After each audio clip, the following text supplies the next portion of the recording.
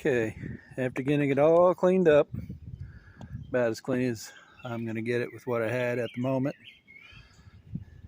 you're going to loosen these two big bolts right here. Just loosen them. Don't take them all the way out. Then you're going to loosen these two just a little bit.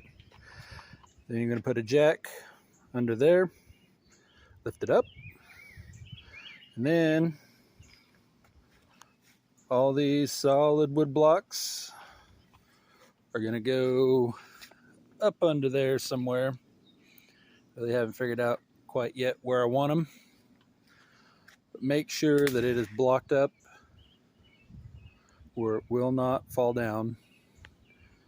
And make sure that you block the wheels before you jack it up.